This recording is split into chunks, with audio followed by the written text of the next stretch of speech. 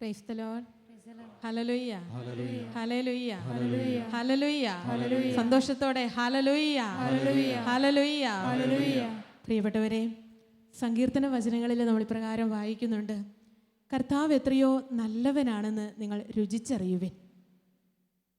കഴിഞ്ഞ നാളുകളിൽ ഈ സ്റ്റേജിൽ അനേക സഹോദരങ്ങൾ അവരുടെ ജീവിതത്തിൻ്റെ ദൈവാനുഭവങ്ങൾ നമ്മളുമായിട്ട് പങ്കുവെച്ചു. കർത്താവിനെ രുചിച്ചറിഞ്ഞ ജീവിത സാക്ഷ്യങ്ങൾ നമ്മുടെ മുൻപിൽ പങ്കുവെക്കപ്പെട്ടിട്ടുണ്ട്. ഇന്ന് തൻ്റെ ജീവിത സാക്ഷ്യം നമുക്കായിട്ട് പങ്കുവെച്ച് തരുന്നത് കൽപ്പറ്റയിലുള്ള ബ്രദർ ജോസഫാണ്. അദ്ദേഹം ഒരു കോൺട്രാക്ടറായിട്ട് ജോലി ചെയ്യുന്നു. ഒപ്പം മാനന്തവാടി സിയോൻ ധ്യാന കേന്ദ്രത്തിൽ ധ്യാന ശുശ്രൂഷകൾ നയിക്കുന്നു. കഴിഞ്ഞ 26 വർഷത്തോളമായി നവീകരണ ശുശ്രൂഷകളുമായി ബന്ധപ്പെട്ട് വിവിധ ശുശ്രൂഷകൾ നയിക്കുകയും നവീകരണ ജീവിതം നയിക്കുകയും ചെയ്യുന്ന ഒരു വ്യക്തിയാണ്. നമുക്ക് അദ്ദേഹത്തിൻ്റെ ജീവിത സാക്ഷ്യം കേൾക്കുവാനായിട്ട് ഒരുങ്ങാം. അദ്ദേഹത്തെ സ്നേഹത്തോടെ സ്വാഗതം ചെയ്യാം.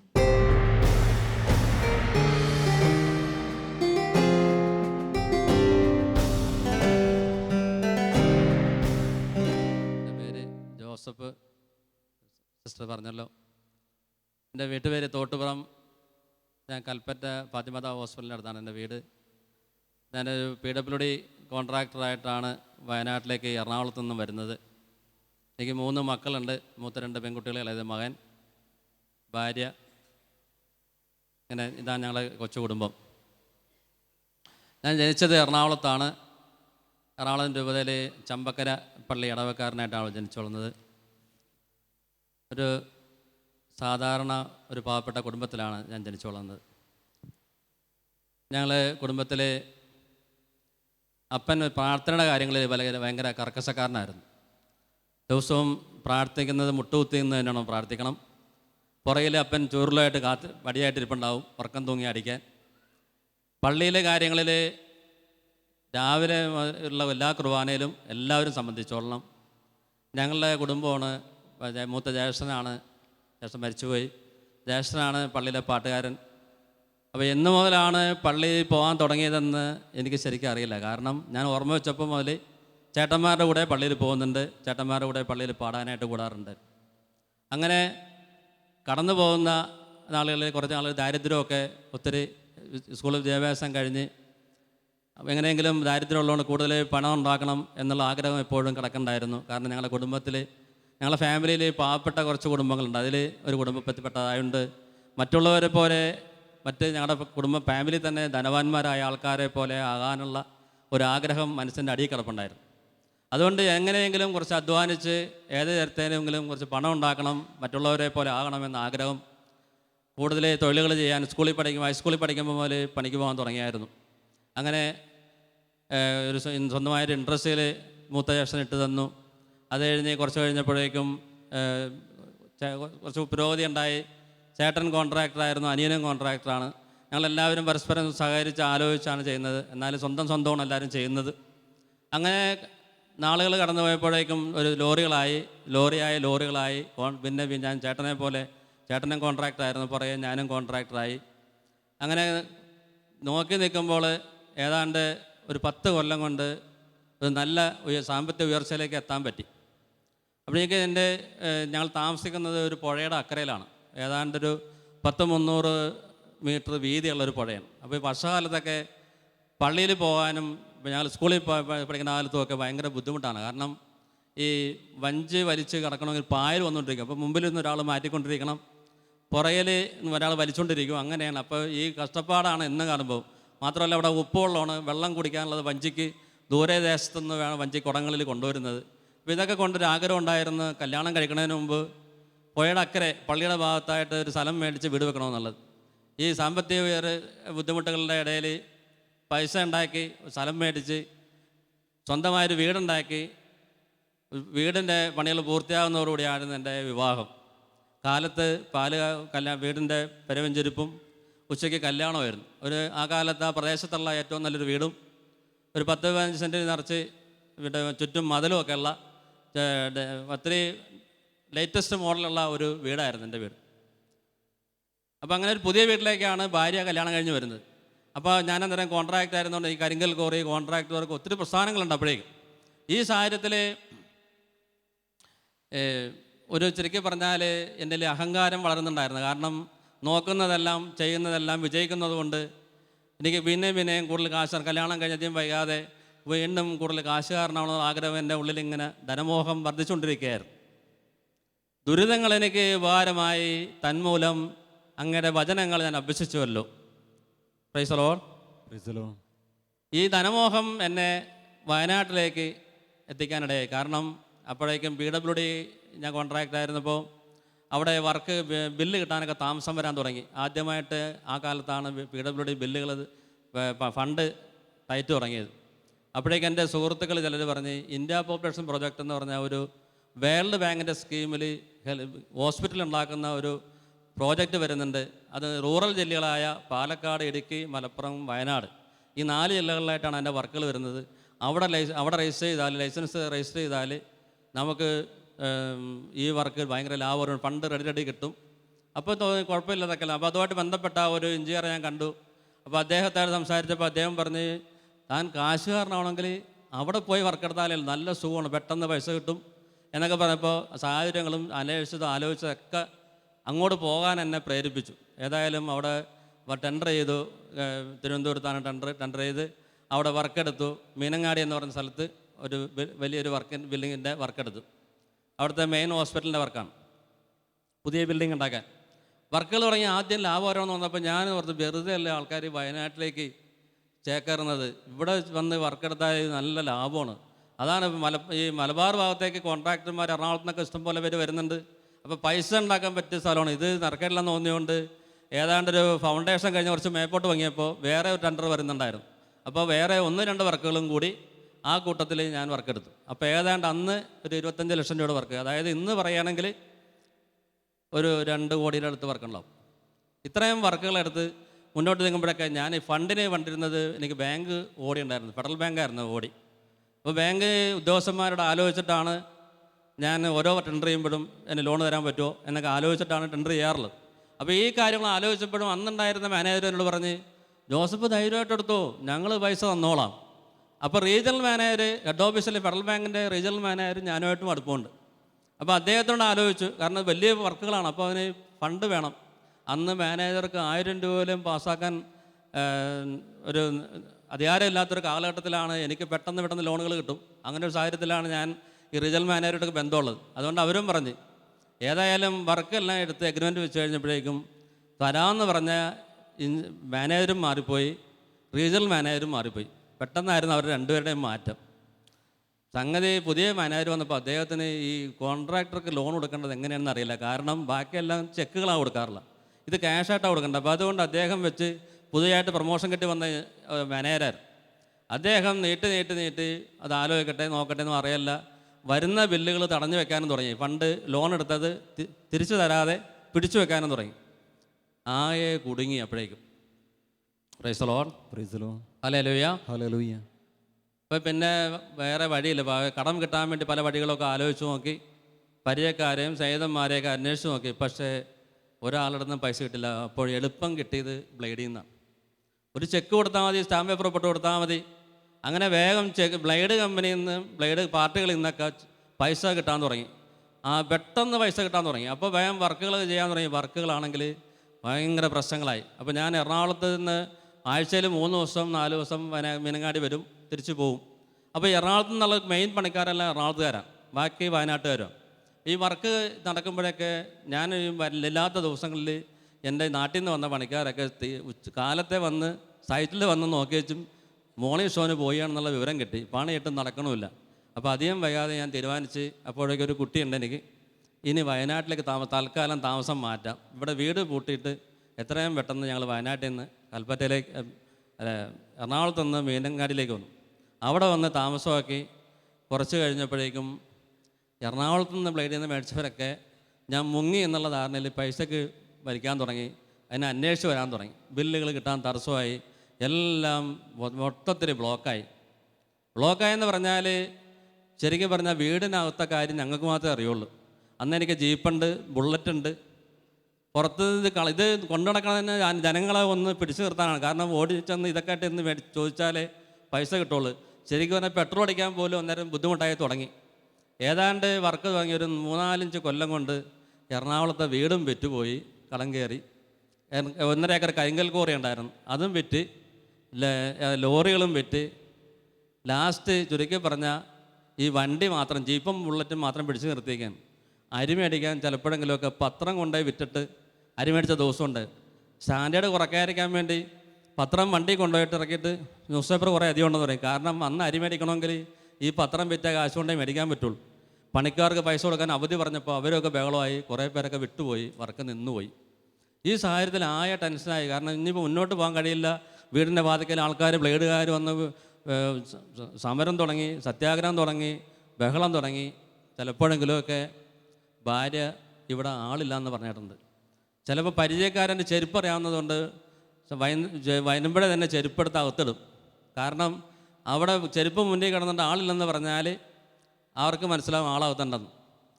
ചിലപ്പം വീടിനകത്ത് കയറുന്ന ആൾക്കാരുണ്ട്, അത്രയും അടുപ്പമുള്ളവരുണ്ട്, പൈസ വായ്പ മേടിച്ചവർ. അപ്പോൾ അകത്ത് കയറുന്നവരെ വരികയാണെങ്കിൽ ജനലിൽ കൂടി ഒളിഞ്ഞു നോക്കും ആരാണെന്ന്. ഉടനെ ഞാൻ പോയി കട്ടിലിനടിയിലിരിക്കും. കട്ടിലിനടിയിൽ കിടന്ന ദിവസങ്ങളൊക്കെ ഉണ്ടായിട്ടുണ്ട്. ഇങ്ങനെ കടന്നു പോയപ്പോൾ സ്വസ്ഥതയില്ലാണ്ട് ദിവസം പ്രതി ബുദ്ധിമുട്ടുകൾ കൂടി വരികയാണ്. അങ്ങനെ വരുമ്പോൾ ഞാൻ സ്വസ്ഥതയില്ലാണ്ടാണ് വിൻസെൻഷൻ ഫാദർ ജോസഫ് കുറുമ്പറമ്പ് എന്ന് പറഞ്ഞിട്ട് ഇവിടെ കേരളത്തിൽ പല സ്ഥലത്തും ധ്യാനിപ്പിച്ചിട്ടുള്ള അച്ഛനാണ്. പുള്ളി ആഫ്രിക്കയിലായിരുന്നു, അവിടുത്തെ വലിയ വചന പ്രൊഫഷനായിരുന്നു. അദ്ദേഹം മരിച്ചുപോയി. അദ്ദേഹത്തിനെ ഞാൻ കാണാൻ പോയി. കാരണം അദ്ദേഹത്തിൻ്റെ ധ്യാനങ്ങൾ പലരെയും ഞാൻ പറഞ്ഞയച്ചിട്ടുണ്ട്. ഞാൻ കൂടിയിട്ടില്ല. കാരണം ഞാനൊരു മദ്യപാനിയല്ല. ഞാൻ ദിവസവും പള്ളിയിൽ പോകുന്ന ആളാണ്. ചെറുപ്പം മുതലേ പള്ളിയിൽ പോകണം. ഞാൻ വയനാട്ടിൽ വന്നിട്ട് കുർബാന മുടക്കിയാൽ ദൂരത്ത് താമസിക്കുമ്പോഴും രാവിലെ കുർബാനയ്ക്ക് പോവും. ഒരു 2 മാസം, 1 മാസം ഒരിക്കലും 3 മാസം കൂടുമ്പോഴൊക്കെ കുമ്പസാരിക്കും. ഞാൻ വല്ല പെരുന്നാളിനോ വല്ല ഒക്കേഷനിലൊക്കെ ഉദ്യോഗസ്ഥന്മാർക്ക് മേടിച്ചു കൊടുക്കുമ്പോഴേ ഞാൻ മദ്യം കഴിക്കാറില്ല. അങ്ങനെ കഴിച്ച കണക്ക് കൂട്ടിയാൽ തന്നെ ഒരു കൊല്ലത്തിലൊരു 2 കുപ്പി കൂടുതൽ ഞാൻ കുടിച്ചതും കാണില്ല. അപ്പം ഞാൻ മദ്യപാനി അല്ലാന്നൊരു ബോധ്യം എൻ്റെ മനസ്സിലുണ്ട്. ഇങ്ങനത്തെ സാഹചര്യത്തിലാണ് അച്ഛനെ കാണാൻ വേണ്ടി. അപ്പോൾ അച്ഛൻ എൻ്റെ കഥകളെല്ലാം ഒരു അരമണിക്കൂർ നിന്ന് കേട്ട് കഴിഞ്ഞപ്പോൾ അച്ഛൻ പറഞ്ഞ് ഒരു ധ്യാനം കൂടാൻ പറഞ്ഞു. അപ്പോൾ ഞാൻ പറഞ്ഞു അച്ഛൻ്റെ ധ്യാനം കൂടാൻ വേണ്ടി പലപ്പോഴും ഞാൻ ആഗ്രഹിച്ച് അതിനുവേണ്ടിയുള്ള ചട്ടങ്ങളൊക്കെ ഒരുക്കിയിട്ട് അപ്പോഴൊക്കെ എന്തെങ്കിലും സീരിയസ് ആയ കാര്യങ്ങൾ വരും. അച്ഛനെ ഇടവകളിലാണ് ധ്യാനിപ്പിക്കുന്നത്. അപ്പോൾ അങ്ങനെ അച്ഛൻ പറഞ്ഞ് ഒരു പണി മഞ്ഞുമ്മൽ ധ്യാനകേന്ദ്രത്തിൽ എറണാകുളത്ത് ആലുവയ്ക്കടുത്ത് മഞ്ഞുമ്മൽ ധ്യാനകേന്ദ്രമുണ്ട്, അവിടെ പോയി ധ്യാനിപ്പിക്കും, ഞാൻ ബുക്ക് ചെയ്തോളാമെന്ന് പറഞ്ഞു. നിങ്ങൾ 2 പേരുണ്ട് പോയിക്കൊള്ളാൻ പറഞ്ഞു ഭാര്യ. അപ്പോൾ ഞാൻ പറഞ്ഞ് 1 വയസ്സും 3 മാസം പ്രായമുള്ള മുലകുടിക്കണ കൊച്ചുണ്ട്, അപ്പോൾ കൊച്ചിനെ കൊണ്ടുപോകാൻ പറ്റില്ല എന്ന് പറഞ്ഞു. പിന്നെ വീട്ടിൽ വന്ന് ഭാര്യയോട് ആലോചിച്ചപ്പോൾ ഭാര്യ പറഞ്ഞ് നമുക്ക് പോകാം. കാരണം നമ്മൾ ആത്മഹത്യ ചെയ്യാൻ വേണ്ടിയാണ് നിൽക്കണം. കാരണം സ്വസ്ഥതയില്ല, അത്രയും ഒരു വശത്തുനിന്നും ഒരു സമാധാനവും സ്നേഹവും കിട്ടുന്നില്ല. അപ്പോൾ ഈ സാഹചര്യത്തിലാണ് എങ്ങനെയെങ്കിലും ഏതെങ്കിലും തരത്തിൽ പിടിച്ചു നിൽക്കണം, കുറച്ച് മുതൽ പോയാലും വേണ്ടില്ല. ഇങ്ങനത്തെ സാഹചര്യത്തിലാണ് അച്ഛൻ പറഞ്ഞതനുസരിച്ച് ധ്യാനം കൂടിയപ്പോൾ മനസ്സിലായി സംഗതി എല്ലാം പാളി നിൽക്കുകയാണ്. അതുവരെ ഞാൻ തിരിച്ചത് നല്ലൊരു കോൺട്രാക്ടറാണെന്ന് വെച്ച് മറ്റുള്ളവരൊക്കെ 10-200 ചാക്കൊക്കെ വിൽക്കുമ്പോൾ ഞാൻ 20 ചാക്കല്ലേ വിൽക്കുന്നുള്ളൂ. അവർ 1 ടണ്ണ് കമ്പി കുറച്ചിടുമ്പോൾ ഞാനതിന് വളരെ കുറച്ച് ഒരു 100-100 കിലോ കമ്പിയല്ലേ കുറക്കുന്നുള്ളൂ എന്നൊക്കെയാണ് ധരിച്ചിരുന്നത്. പക്ഷേ ധ്യാനം കൂടിയപ്പോൾ മനസ്സിലായി ഒരു ചിരട്ട സിമെൻ്റ് എടുത്താലും ഒരു കഷ്ണം കമ്പി കുറച്ചാലും അത് ദൈവസന്നിധിയിൽ ഒരുപോലെയാണെന്ന് മനസ്സിലായി. മാത്രമല്ല എനിക്ക് അനേകരോട് ക്ഷമിക്കാനും ഉണ്ടെന്ന് എനിക്ക് മനസ്സിലായി. ഒത്തിരി പേരോട് എനിക്ക് ക്ഷമിക്കാനുണ്ടായിരുന്നു, ചിലരോടൊക്കെ ഒത്തിരി പേര് മാപ്പ് ചോദിക്കാനുണ്ടായിരുന്നു. കാരണം ഞാനൊരു അഹങ്കാരി. കാരണം എനിക്ക് ഉള്ളിലുണ്ട്, പുറമേ എൻ്റെ വേഷവും എന്നെ കണ്ടാലും എല്ലാവരും പാവമാണെന്നേ പറയുള്ളൂ. പക്ഷേ ഉള്ളിലെൻ്റെ ഞാൻ ഇത്രയും കഴിവും പരിചയവും കോൺട്രാക്ടിന് മേലെ പരിചയമൊക്കെ ഉള്ള ഒരാളാണ്. അപ്പോൾ ഉദ്യോഗസ്ഥന്മാരോടൊക്കെ ഞാൻ അനുസരിക്കില്ല. കാരണം ചിലരോടൊക്കെ പറയും സാറ് സാറ് വേണമെങ്കിൽ ഞാൻ പറഞ്ഞുതരാം എന്നൊക്കെ പലപ്പോഴും പറഞ്ഞിട്ടുണ്ട്. അപ്പോൾ അദ്ദേഹം ചിലർക്കൊക്കെ എന്നോട് ഭയങ്കര വെറുപ്പുണ്ടായിട്ടുണ്ട്. ഏതായാലും അങ്ങനെ അധികം വൈകാതെ ഈ ദിവസം തന്നെ അച്ഛൻ ബുക്ക് ചെയ്ത ദിവസം തന്നെ ധ്യാനത്തിന് പോയി. കൊച്ചിനെ കൊണ്ടാതെ കൊച്ചിനെ ഭാര്യയുടെ അമ്മയുടെ അടുത്താക്കിയിട്ടാണ് ധ്യാനിക്കാൻ പോകുന്നു. ധ്യാനം കഴിഞ്ഞ് വന്നപ്പോൾ ആദ്യം കണ്ട അത്ഭുതം, കൊച്ച് ആ ദിവസങ്ങളിൽ കരഞ്ഞില്ല, ഞങ്ങൾ അന്വേഷിച്ചില്ലെന്നുള്ളതാണ്. പിന്നീട് ഞാൻ വന്ന ഉടനെ തന്നെ എല്ലാവരോടും പോയി ക്ഷമിക്കാനുണ്ടായി. ചില വീടുകളിൽ പോകാൻ തുടങ്ങി. പിന്നെ എൻ്റെ ചില ഉദ്യോഗസ്ഥന്മാരുടെ മാപ്പ് പറയാനുണ്ടായിരുന്നു. ഞാനും ഭാര്യയും കൂട്ടി തന്നെ അവരുടെ വീട്ടിൽ പോയി ഞാൻ പറഞ്ഞതും പെരുമാറിയതൊക്കെ തെറ്റായിപ്പോയി എന്നൊക്കെ പറഞ്ഞ് അവരോട് മാപ്പ് പറഞ്ഞ് അവിടെ നിന്ന് പിന്നെയും മുന്നോട്ട് പോകുമ്പോഴും അവസാനത്തെ വർക്കുകളും ക്യാൻസലായി. കാരണം സമയത്ത് തീർക്കാൻ പറ്റാത്തതിൻ്റെ പേരിൽ വേൾഡ് ബാങ്കിൻ്റെ സ്കീമിലുള്ളതിന് ടൈം ബോണ്ട് പ്രോഗ്രാമിലുള്ളതായിരുന്നു. ആ വർക്ക് ചെയ്യാൻ പറ്റാതെ ക്യാൻസലായിപ്പോയി. ആ സമയത്തേക്ക് എനിക്ക് 3ാമത്തെ കുട്ടി ഗർഭിണിയായിരിക്കുകയാണ്. പിന്നെ നാട്ടിലെ വീടും അതിനിടയ്ക്ക് വിൽക്കേണ്ടി വന്നു. വിറ്റ് കഴിയുമ്പോഴും എല്ലാം വിറ്റ് തീർന്നിട്ട് ലാസ്റ്റ് 3 ലക്ഷം രൂപ മേലെ കടമുണ്ട്. ലാസ്റ്റ് അപ്പോൾ എനിക്ക് വേണ്ടി ജാമ്യം നിൽക്കുന്ന, എനിക്ക് ലോണിന് ജാമ്യം നിന്ന രണ്ട് പാവപ്പെട്ട മനുഷ്യരുണ്ടായിരുന്നു. ആ മനുഷ്യരുടെ സ്വത്ത് ലോൺ അടയ്ക്കാൻ പറ്റാത്തതുകൊണ്ട് ബാങ്ക് ലേലം ചെയ്യാനുള്ള സിറ്റുവേഷനിലേക്ക് എത്തി നിൽക്കുകയാണ്. അപ്പോൾ ഞാൻ റിപ്ലൈ കൊടുക്കാത്തതുകൊണ്ടും പൈസ അടയ്ക്കാത്തതുകൊണ്ടും അവർ നടപടിക്രമങ്ങളിലേക്ക് നീ കോടതി കേസായി. Praise the Lord, praise the Lord, praise the Lord, hallelujah, hallelujah. അങ്ങനെ കേസായിരിക്കുമ്പോൾ നോട്ടീസ് വന്നപ്പോൾ അപ്പോഴേക്ക് ഇതിനിടയ്ക്ക് ഞാൻ 2-3 ധ്യാനങ്ങൾ കൂടിയിട്ടുണ്ടായിരുന്നു. ഞാനും ഭാര്യ ഒന്നിച്ചാൽ മതി ഞങ്ങൾ ധ്യാനിക്കാൻ പോകാറുള്ളത്. അപ്പോൾ ഈ ധ്യാനം കഴിഞ്ഞപ്പോൾ മുതൽ ഞങ്ങളുടെ പ്രാർത്ഥനാ രീതികളൊക്കെ മാറി. എൻ്റെ ജീവിതത്തിൽ കാരണം ഞാൻ ആദ്യത്തെ ധ്യാനത്തിൽ നിന്ന് തീരുമാനമെടുത്ത് എൻ്റെ ജീവിതത്തിൽ മരിക്കും വരെ ഞാൻ ഇനി ലഹരി എന്ന് പറഞ്ഞ സാധനം ഉപയോഗിക്കില്ല എന്ന്. രണ്ടാമത് ഞാൻ തീരുമാനമെടുത്ത് ഇനിയുള്ള ജീവിതം ഞാൻ ഈശോയ്ക്ക് വേണ്ടിയാണ്, എൻ്റെ എല്ലാ തൊഴിലുകളും ഈശോയ്ക്ക് വേണ്ടി ആയിരിക്കും എന്നുള്ളൊരു തീരുമാനമെടുത്തു. ഇങ്ങനെ ദിവസങ്ങൾ കടന്നു പോകുമ്പോഴാണ് പിന്നെ കുട്ടി ഉണ്ടാകുന്നതും. കുട്ടി ഉണ്ടായപ്പോഴേക്കും ലാസ്റ്റ് ഉണ്ടായ വർക്കും ക്യാൻസലായി. ലാസ്റ്റ് ഒന്നുമില്ല, വർക്കുകളെല്ലാം തീർന്നു. വർക്ക് ടെർമിനേറ്റ് ചെയ്ത് ബാക്കി കിട്ടാനുള്ള പൈസയ്ക്കൊരു വഴിയുമില്ല. അങ്ങനെ ആ നാളിൽ ദൈവത്തിൻ്റെ അനന്തമായ പരിപാലനം എന്ന് പറഞ്ഞത് ഒന്നുമില്ലാതെ കൂലിപ്പണിക്ക് പോകണ ഒരവസ്ഥയിലേക്ക് എത്തി. ഭാര്യ പ്രസവിച്ച് കിടക്കുമ്പോഴേക്കും എൻ്റെ മൂത്ത ചേച്ചിയാണ് എറണാകുളത്ത് നിന്ന് നോക്കാനായിട്ട് വന്നത്. 35ാമത്തെ ദിവസം ഇപ്പോഴും മറക്കാറില്ല. കാരണം തലേന്ന് സത്യം പറയാൻ പാടില്ലെന്നുള്ള ബോധ്യമുള്ളതുകൊണ്ട് നേരത്തെ 1000ങ്ങളും 10000ങ്ങളും കടന്നിരുന്ന കടക്കാർ 500 രൂപ കടവായപ്പോൾ പലചരക്ക് സാധനം ഭക്ഷണസാധനം മേടിക്കണ കടക്കാർ പറഞ്ഞ് പിന്നെ ഇനി തരാൻ ബുദ്ധിമുട്ടാണെന്ന് പറഞ്ഞു. കാരണം ഞാൻ അയാളോട് പറഞ്ഞ് പൈസ വേണമെന്നപ്പോൾ ഞാൻ പറഞ്ഞ് പൈസ കിട്ടാൻ ഇത്തിരി ബുദ്ധിമുട്ടാണ്, പൈസ ബില്ലുകൾ ഒക്കെ പെൻഡിങ്ങിലാണെന്ന് പറഞ്ഞ്. കാരണം ക്ലോസ് ആയിട്ടില്ല, നടപടിക്രമം വരുമ്പോൾ എല്ലാം ക്യാൻസലായി പോകുമെന്ന് എനിക്കറിയാം. അപ്പോൾ അദ്ദേഹം പറഞ്ഞ് ഇനി തരാൻ പറ്റില്ലെന്ന്. അപ്പോൾ അത് കൊടുത്ത് ഒരാഴ്ചയിലേക്കുള്ള സാധനം മേടിച്ച് കൊടുത്ത് തരുള്ളൂ. ആ ഒരാഴ്ചത്തേക്ക് സാധനം തന്നു കഴിഞ്ഞ് അത് ഭക്ഷണം കഴിക്കുമ്പോൾ രാത്രി ഞാൻ ചേച്ചിയോട് പറഞ്ഞ് ഇനി ഇത് തീരുമ്പോൾ നമ്മൾ പട്ടിണിയിലാവും എന്ന് പറഞ്ഞു. അപ്പോൾ തീരുന്ന ദിവസം ചേച്ചി പറഞ്ഞു നാളെ രാവിലേക്ക് നമുക്ക് ഭക്ഷണത്തിനുള്ള കാര്യങ്ങളുള്ളൂ, ഉച്ചയ്ക്ക് ചോറിനുള്ളതും കൂടി ഉണ്ട്, പിന്നെ ഉള്ള ഒന്നുമില്ല, ചായപ്പൊടിയില്ല, പഞ്ചസാരയില്ല, ഒന്നുമില്ല, എന്ത് ചെയ്യുമെന്ന് എൻ്റെ ചോദിച്ചു. Price the Lord, praise the Lord, praise the Lord. അപ്പോൾ ഞാൻ പറഞ്ഞു ചേച്ചി ഇതുവരെയും വന്നിട്ട് ഒരു കാര്യത്തിന് ദൈവം മുടക്ക് വരുത്തിയില്ലല്ലോ, നാളത്തെ കാര്യം കർത്താവ് തരുമെന്ന് പറഞ്ഞു. അപ്പം ഞാൻ രാവിലെ കട്ടിലേ കിടന്നുകൊണ്ട് ഇങ്ങനെ പള്ളിയിൽ പോകുന്നതിന് മുമ്പ് ആലോചിച്ചുകൊണ്ടിരിക്കുകയാണ് ആരോടാണ് ഒരു 100 രൂപ വായ്പ മേടിക്കുക. അന്നൊരു 150 രൂപ സാധനം ഉണ്ടെങ്കിൽ ഞങ്ങൾ ദിവസവും കഴിഞ്ഞു പോകും. കാരണം കൂടുതൽ ഗോതമ്പാണ് കഴിക്കണം. കാരണം 2 രൂപയ്ക്ക് റേഷൻ കടയിൽ നിന്ന് കിട്ടും, 25 പൈസ പൊടിക്കാനും. ഇപ്പോൾ കൂടുതൽ രാവിലെയും വൈകുന്നേരവും ഗോതമ്പിൻ്റെ പുട്ട്, ചപ്പാത്തി ഇതാണ് കഴിച്ചുകൊണ്ടിരിക്കണം. ഇപ്പോൾ കുറഞ്ഞ സാധനങ്ങൾ പൈസ മതി. അപ്പോൾ അതുകൊണ്ട് ഞാൻ രാവിലെ ഇങ്ങനെ 100 രൂപ ആരുടെ വായ്പ മേടിക്കണം, മേടിച്ചാൽ എന്തെങ്കിലും തരാമെന്ന് പറയാൻ ഒരു ഡേറ്റ് കാണാനും പറ്റില്ല എന്നിങ്ങനെ വിചാരിച്ചിട്ട് കിടക്കുമ്പോഴാണ് ഒരു കോളിംഗ് ബെൽ അടിക്കണം. കോളിംഗ് ബെൽ അടിക്കുമ്പോൾ പെട്ടെന്ന് കൊടുക്കാനുള്ളവരായിരിക്കും വന്നത്. ഭയന്ന് ജനലിൽ കൂടി നോക്കുമ്പോൾ ഓട്ടോയിൽ കൂടി വാതിൽ നോക്കുമ്പോഴേക്കും ഒരു തൊട്ടടുത്ത ക്വാർട്ടേഴ്സിൽ താമസിക്കുന്ന, വാടകയ്ക്ക് നമ്മളൊരു ക്വാർട്ടേഴ്സിലാണ് താമസിക്കണം, അവിടെ ഉള്ളൊരു വില്ലേജ് ഓഫീസറാണ്. അദ്ദേഹം ഒരു ബക്കറ്റ് നിറച്ച് അരിയായിട്ട് വന്ന് നിൽക്കുകയാണ്. അപ്പോൾ ഞാൻ വാതിൽ തുറന്ന് ഞാൻ ഉടനെ അദ്ദേഹത്തിനോട് ചോദിച്ച് സാറേ എന്താണെന്ന് ചോദിച്ച് ഇത് ഇവിടെ ഇരിക്കട്ടെ എന്ന് പറഞ്ഞു. അപ്പോൾ ഞാൻ പറഞ്ഞു ഇവിടെ വെച്ചേക്കാമെന്ന് പറഞ്ഞു. അതല്ല ഉപയോഗിക്കാൻ തന്നാണെന്ന് പറഞ്ഞു. അതിനകത്ത് കുറച്ച് ഒരു 2 വെട്ടല പച്ചക്കായുണ്ട്, ചേനയുണ്ട്, കുറച്ച് ഇഞ്ചിയുണ്ട്, ഇതൊക്കെ ആയിട്ടൊരു 20 കിലോ കൊള്ളുന്ന ഒരു ബക്കറ്റിലാണ് നിൽക്കുന്നത്. അപ്പം ഞാൻ ശരി അപ്പോഴത്തേക്കും എനിക്ക് മനസ്സിലായി ഇത് കർത്താവ് കൊണ്ടുവന്നാണ്. ഞാനത് മേടിച്ചിട്ട് പറഞ്ഞ് താങ്ക് യു സാർ എന്ന് പറഞ്ഞ് ഉടനെ ചേച്ചി പുറകിൽ നിൽപ്പുണ്ട്. ഞാൻ പറഞ്ഞു ഇതാ കർത്താവ് രാവിലെ ഉച്ച കഴിഞ്ഞുള്ള ഭക്ഷണത്തിനുള്ള സാധനമായിട്ട് കർത്താവ് വന്നിരിക്കുകയാണെന്ന് പറഞ്ഞു. Price the Lord, praise the Lord. അവിടെ നിന്ന് ഇങ്ങോട്ട് നോക്കുമ്പോഴേക്കും വലിയ അത്ഭുതങ്ങളാണ് പിന്നെ കാണുന്നത്. ഞാനെല്ലാം പൊളിഞ്ഞ് ലാസ്റ്റ് ഫാത്തിമാതാ ഹോസ്പിറ്റലിലെത്തി. ഫാത്തിമ ഹോസ്പിറ്റലിൽ ജോലി, അവിടെ 1000 രൂപ ശമ്പളത്തിനാണ് ജോലി ചെയ്യുന്നത്. അപ്പോഴേക്കും 2-3 കൊല്ലങ്ങൾ പിന്നെയും കടന്നുപോയി.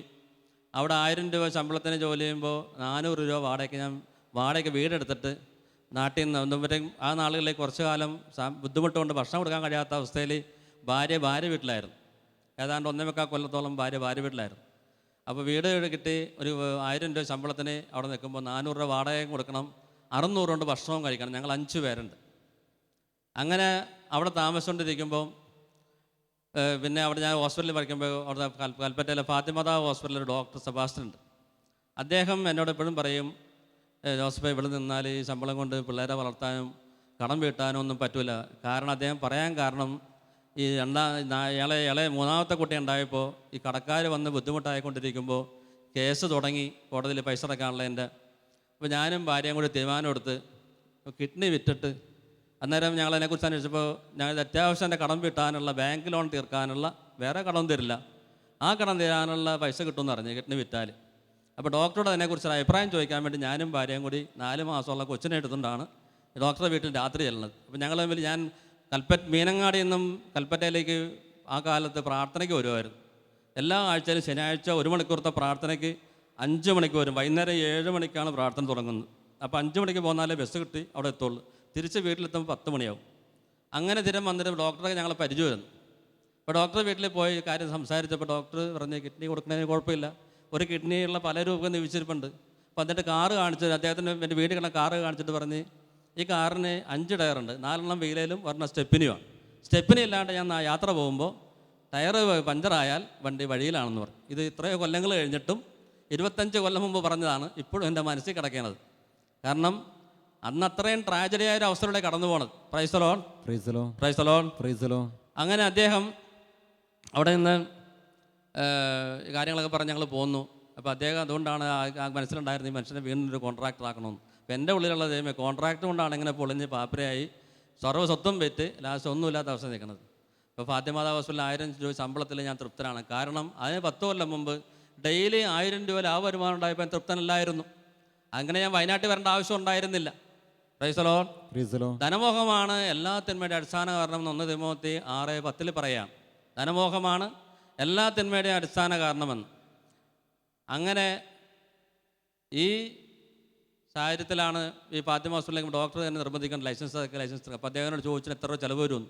അപ്പോൾ ഞാൻ പറഞ്ഞ് 10,000-20,000 രൂപ, കാരണം 17,500 രൂപ കെട്ടി വെക്കണം, 2,500 ട്രഷറി അടക്കണം, അങ്ങനെ എല്ലാം കൂടി ഒരു 20 രൂപ വരുമെന്ന് പറയണ്ടായി.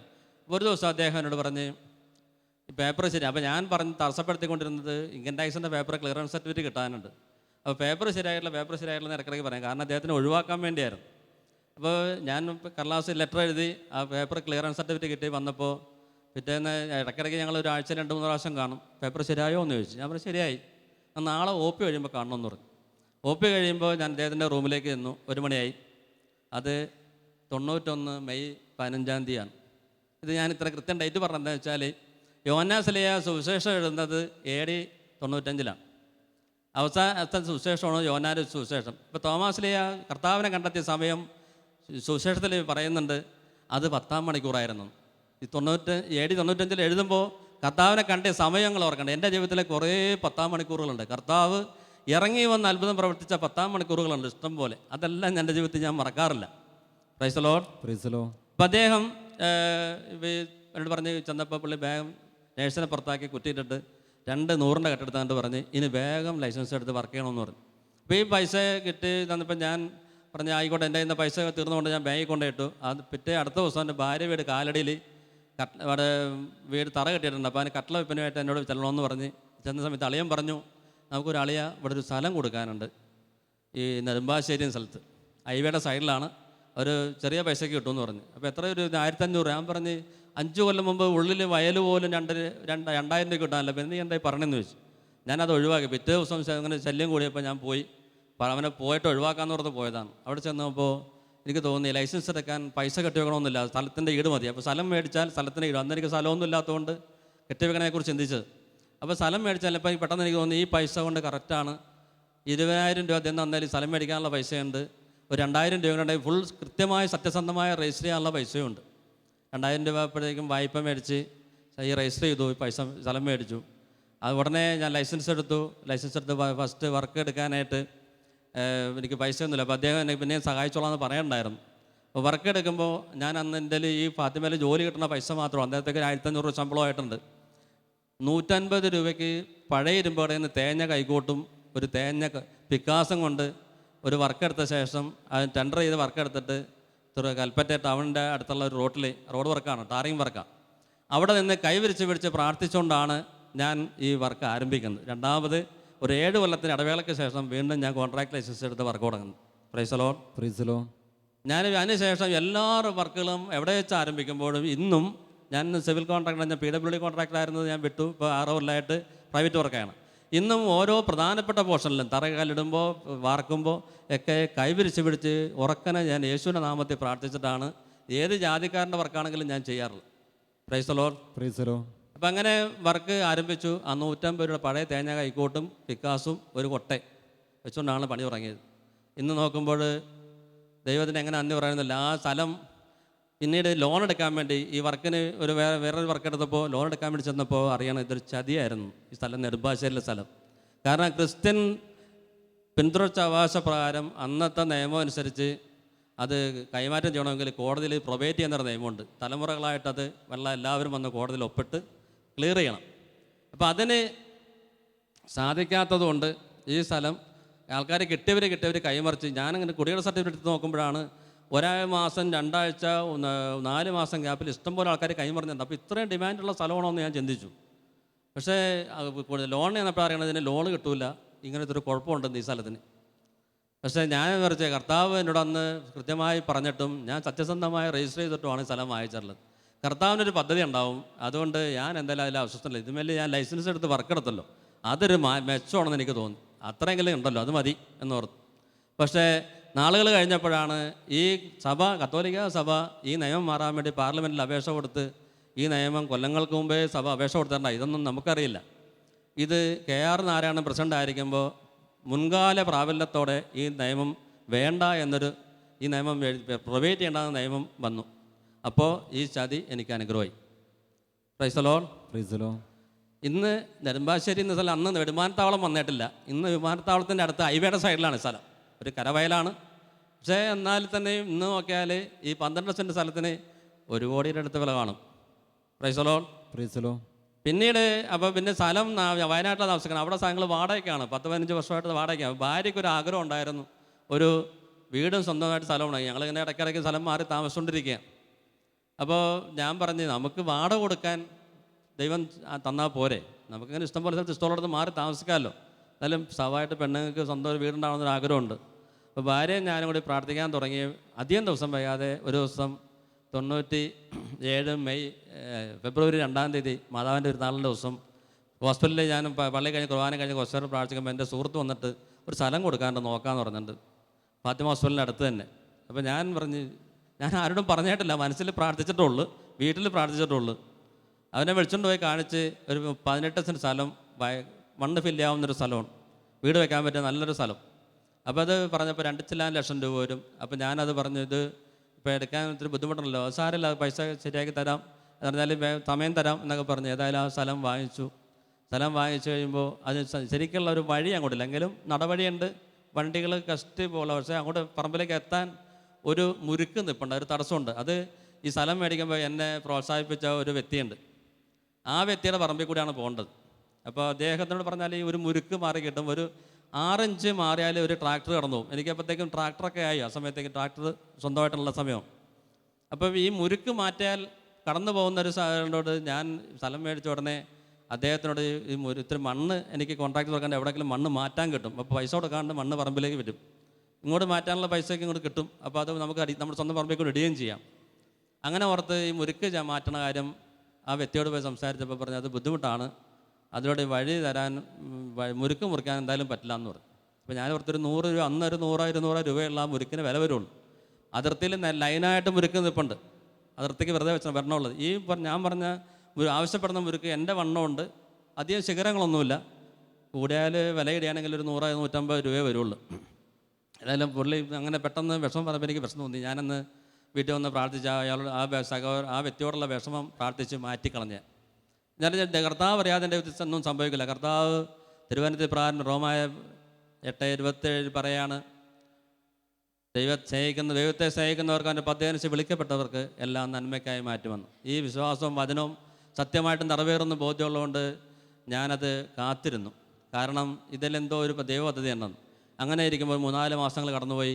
ഞാൻ BSNL കോൺട്രാക്ടറും കൂടി ആയിരുന്നു. അപ്പോൾ അതിൻ്റെ അടുത്തൊരു 300 മീറ്റർ അപ്പുറത്ത് BSNL ക്വാർട്ടേഴ്സ് ഉണ്ട്. അവിടെ ഏതാണ്ട് ഈ ബിൽഡിങ്ങിനേക്കാൾ പൊക്കമുള്ള മണ്ണ് കട്ടിങ്ങിൻ്റെ സൈഡിൽ കൂടിയാണ് റോഡ് പോകുന്നത്. ആ റോഡ് മണ്ണ് ഇടിഞ്ഞ് വീണിട്ട് മാറ്റാൻ ടെൻഡർ വരിക.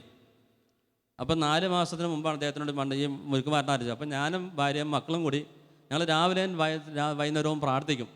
അങ്ങനെ ഒരു പ്രത്യേക രീതി മധ്യസ്ഥ പ്രാർത്ഥന, ഇങ്ങനെ കുറേ പ്രാർത്ഥനകൾ ചെല്ലും.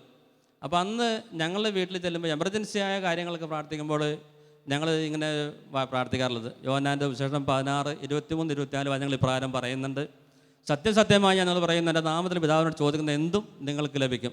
ഇന്ന് വരെ ഞങ്ങൾ നാമത്തിലൊന്നും ചോദിച്ചിട്ടില്ല, ചോദിക്കും നിങ്ങൾക്ക് ലഭിക്കും, അതുപോലെ നിങ്ങൾ സന്തോഷം പൂർണ്ണമാവുകയും ചെയ്യും. ഈശോ സത്യം ചെയ്ത് നമ്മളോട് പറഞ്ഞിട്ടുള്ളതാണ്.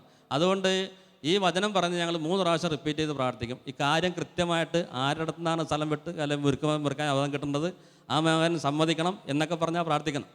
ഇത് 3 പ്രാവശ്യം പ്രാർത്ഥിച്ച് കർത്താവ് ഞങ്ങളുടെ പ്രാർത്ഥന കേട്ടതിന് ഓർന്ന് നന്ദി പറഞ്ഞു ഉറക്കനെ അതുകൊണ്ട് സ്തുതിക്കും. കുറേ നേരം സ്തുതിച്ച് പ്രാർത്ഥിച്ച എല്ലാ കാര്യവും ഇന്നുവരെ സാധിച്ച് കിട്ടിയിട്ടുണ്ട്. അത് യാതൊരു സംശയവുമില്ല. 1-2 കാര്യം കിട്ടാതെ പോയിട്ടുണ്ട്. അത് എൻ്റെ പാപാവസ്ഥ ഉണ്ടായിരുന്നു എനിക്ക് മനസ്സിലായി. കുമ്പസാരം വയ്യപ്പോൾ പ്രാർത്ഥിച്ചതൊന്നും കേട്ടിട്ടുമില്ല. അതും എനിക്ക് നന്നായിട്ടറിയാം.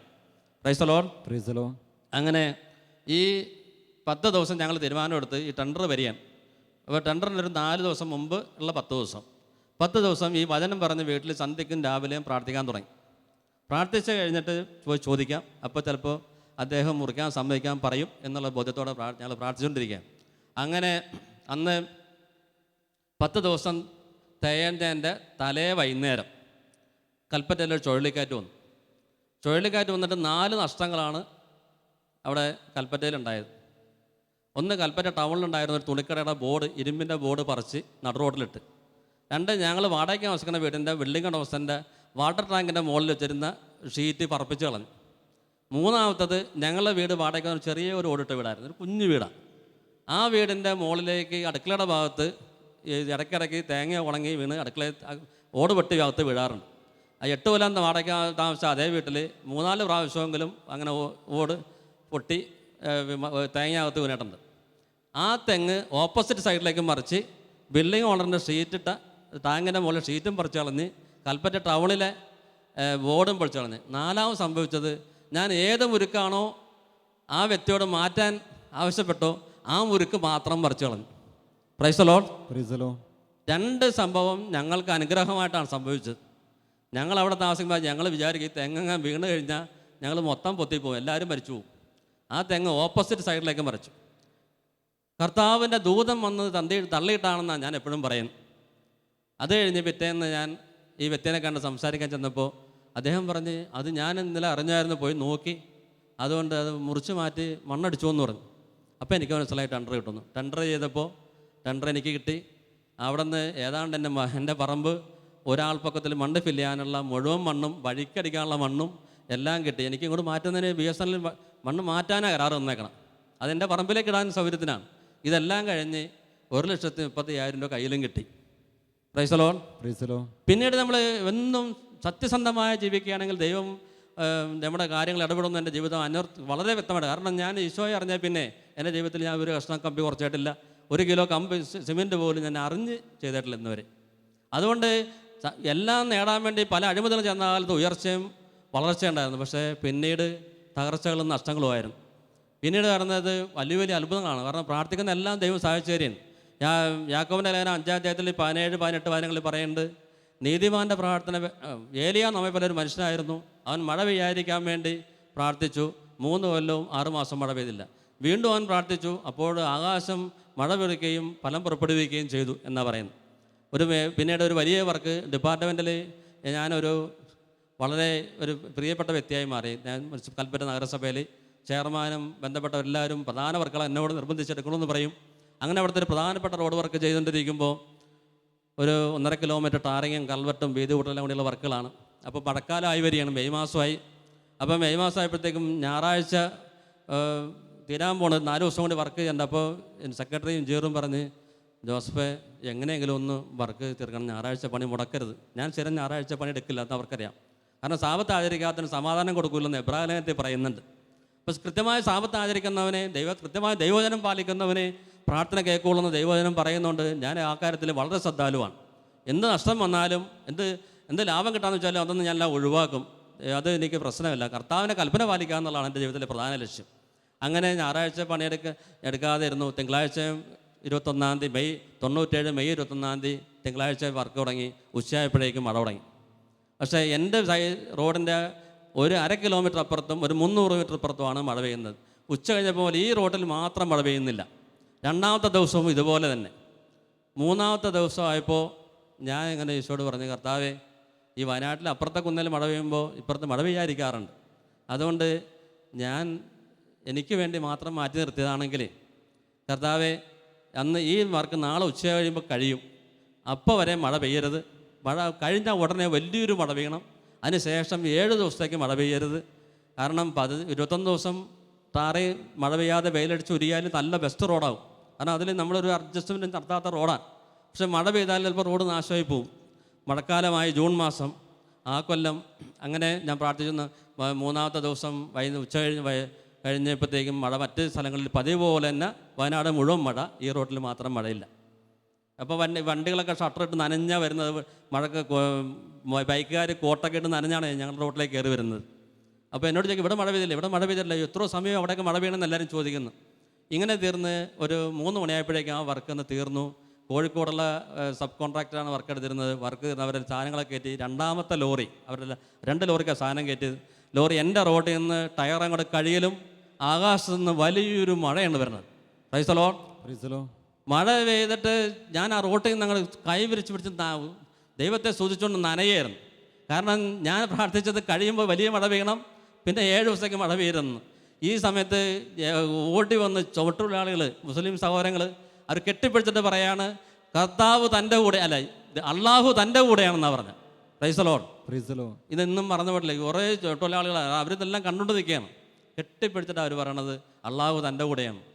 ഇങ്ങനെ ജീവിതത്തിൽ അത്ഭുതങ്ങളിലൂടെ കടന്നു പോവുകയായിരുന്നു. ജീവിതത്തിൽ പറയുകയാണെങ്കിൽ പിന്നീട് എൻ്റെ ആത്മീയ കാര്യങ്ങളോട് പറഞ്ഞ് അവസാനിപ്പിക്കാൻ എന്തൊക്കെയാണ് ആത്മീയ മേഖലയിൽ എൻ്റെ പ്രവർത്തനങ്ങൾ. ഞാൻ ഈ കാലയളവിലുമൊക്കെ വളരെ അതായത് ഞാൻ ഈശോയെ അറിഞ്ഞ 87 ധ്യാനം കൂടുന്നത്, 88 ഞാൻ 2ാമത് ധ്യാനം കൂടുന്നത്, 90 മുതൽ ഞാൻ മാനന്തവാടി സിയോൺ ധ്യാനകേന്ദ്രത്തിൽ ചെറിയ ശുശ്രൂഷകൾ കാണുന്ന ഞാൻ അനുഭവിച്ച സ്നേഹം മറ്റുള്ളവരോട് പറഞ്ഞ് എല്ലാ ധ്യാനത്തിനും 10 പേരെയും 15 പേരെയും ഞാൻ ധ്യാനത്തിന് കൊണ്ടുചെല്ലും. അങ്ങനെ കൊണ്ടുവന്ന് കുറേ കഴിഞ്ഞപ്പോൾ അന്ന് ഇന്നത്തെ തലശ്ശേരി ആർച്ച് ബിഷപ്പായിരിക്കണം ഞർലക്കാട്ട് പിതാവായിരുന്നു എൻ്റെ പാസ്റ്റർ അച്ഛൻ്റെ അടുത്ത് ഞാൻ ധ്യാനത്തിന് കൊണ്ടുവരുന്ന സീറ്റില്ലെങ്കിലും ഞങ്ങൾ പോരില്ല, ഈ ആൾക്കാരെ കയറ്റിയിട്ടേ പോരാൻ പറ്റുള്ളൂ എന്ന് പറയും. അങ്ങനെ ശുശ്രൂഷ ചെയ്ത് ഇന്ന് ഞാൻ ഒരു ഏറെ കാലങ്ങളായിട്ട് 14 വർഷമായിട്ട് ദമ്പതി കൂട്ടായ്മയുടെ പ്രവർത്തകനാണ് മാനന്തവാടി സിയോൺ ധ്യാനകേന്ദ്രത്തിൽ. അതിൻ്റെ പ്രവർത്തനങ്ങളുമായിട്ട് പല പള്ളികളിലൂടെയും ധ്യാനത്തിനൊക്കെ പോകുന്നുണ്ട്. ഇതിനൊപ്പം എൻ്റെ ഭാര്യ ഉണ്ടാവും. ഈ മഴ പെയ്യാതിരിക്കാനും സംഭവിച്ചതിൻ്റെ പിന്നിൽ എൻ്റെ ഭാര്യയുടെ വലിയൊരു പങ്കുണ്ട്. കാരണം ഭാര്യ രാവിലെ ഞാനും ഭാര്യയും കൂടി പണിക്ക് പോകാനായിട്ട് ഞാൻ ഇറങ്ങുമ്പോൾ, സൈറ്റിലേക്ക് പോകാൻ ഇറങ്ങുമ്പോൾ കൊന്ത ചൊല്ലി തെരി കത്തിച്ച് പ്രാർത്ഥിച്ചു തുടങ്ങും. പിന്നെ ഭാര്യ ആ തെരി തരുമ്പോൾ അടുത്ത തെരി കത്തിക്കും. അങ്ങനെ കെടാതെ അടുത്ത തെരി കത്തിക്കുമ്പോൾ ഓരോ സമയത്തും പോയി കൊന്ത ചൊല്ലി രഹസ്യം ചൊല്ലി പ്രാർത്ഥിച്ചുകൊണ്ടിരിക്കും. വൈകുന്നേരം ഞാൻ വരുമ്പോൾ ഞങ്ങൾ ഒന്നിച്ച് പ്രാർത്ഥിച്ചിട്ട് ആ തെരി ഊതുന്നത്. ഇങ്ങനെയുള്ള ഞങ്ങൾ ഒന്നിച്ച് പ്രവർത്തിക്കുന്നതുകൊണ്ട് ഞങ്ങളുടെ ജീവിതത്തിൽ ഭയങ്കരമായ പ്രത്യേക ദൈവത്തിൻ്റെ അത്ഭുതകരമായ ഇടപെടലുണ്ടായിട്ടുണ്ട്. ഇങ്ങനെ നടക്കുമ്പോൾ ഞാൻ സുവിശേഷ പ്രവർത്തനങ്ങളുമായിട്ടും ഇതോടൊപ്പം വൈകുന്നേരങ്ങളിൽ ഞാനും ഭാര്യയും കൂടി ദമ്പതി കൂട്ടായ്മ പ്രവർത്തനങ്ങളുമായി പല പള്ളികളിലൂടെയും ഞാൻ കടന്നു പോകാറുണ്ട്. അങ്ങനെ മാനന്തവാടി സോണിലെ ഒത്തിരി ഇടവകളിൽ ദമ്പതി കൂട്ടായ്മ ഉണ്ടാക്കാറുണ്ട്. കാരണം അവരെ ഫോളോ അപ്പ് കൊടുക്കുന്നു, ക്ലാസ് കൊടുക്കുന്നു, വൺ ഡേ ധ്യാനം നടത്തുന്നു. ഇങ്ങനെ നടത്തി മാനന്തവാടി ലെവലിൽ ഒത്തിരി പേരുന്ന ദമ്പതി കൂട്ടായ്മയുടെ പ്രവർത്തനങ്ങളിൽ നല്ല കപ്പിൾസായി വളർന്നു വരാനിടയായിട്ടുണ്ട്. Price the Lord.